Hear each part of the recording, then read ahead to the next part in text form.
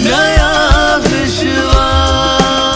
मैं रशिया में जा रही थी और वहाँ पहुँचने के बाद भी ऐसा जैसे चैलेंजिंग आ रहे थे इन्फॉर्मेशन कि वहाँ पर इतनी ज़्यादा ठंड होने के कारण, या सेंट पीटर्सबर्ग में जहाँ पर मैं रहती हूँ वहाँ पर हमेशा ब्लड प्रेशर जो है वो बहुत हाई रहता है, और दिन में कितनी बार जो है वो वहाँ की पोजीशन के कारण, लैटिट्यूड के कारण से आपका ब्लड सर्कुलेशन भी पता नहीं कहाँ का कहाँ पहुँच जाता है। तो ये एक प्रश्न था कि कैसे चलेगा, लेकिन मुझे मन में ये अच्छी बात समझ में आई हुई थी कि अगर हम पॉजिटिव सोचते हैं तो उसका इफ़ेक्ट ज़रूर शरीर पर आता है, वो मैंने देखा था। तो अब मेरे सामने दो रास्ते थे। एक तो ये रास्ता, मैं कहूँ कि मैं आत्मा हूँ और यहाँ पर इंडिया में बहुत अच्छा टेम्परेचर है, बहुत सुख है, अच्छी हवा है, मीठी, मैं यहाँ ही रहूँगी, यहाँ ही भगवान की सेवा करूँगी, क्योंकि वहाँ पर तो ठंड है, वहाँ पर तो ये सब नहीं, वहाँ नहीं रह सकते। एक तो ये ऑप्शन था।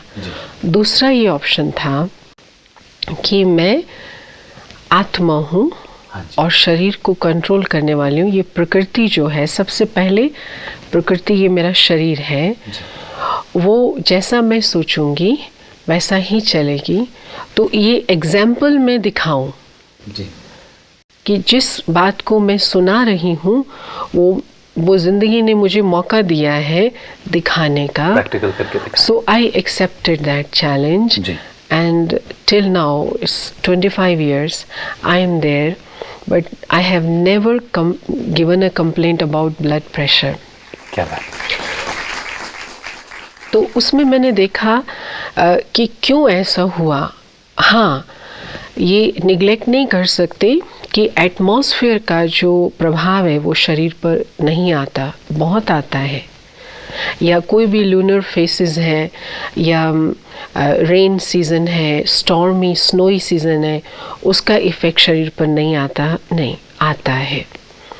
लेकिन हम जब सोचते हैं, और जो भी हमें रेडियो से इन्फॉर्मेशन मिल रही है, आज का वेदर ऐसा है, आज का टेम्परेचर ऐसा है, हम जब सोचते हैं बहुत उसके बारे में, हमको नॉलेज होती है, तो हम उसी का ही स्वरूप बन जाते हैं।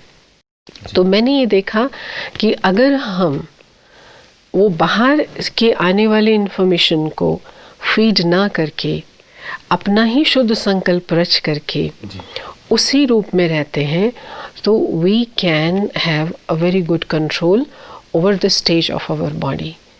और उसमें मुझे एक बार भी फेलियर नहीं हुआ। तो इसलिए ये प्रमाणित, मैं अपने अनुभव के आधार से कह सकती हूँ कि कोई भी कर सकता है।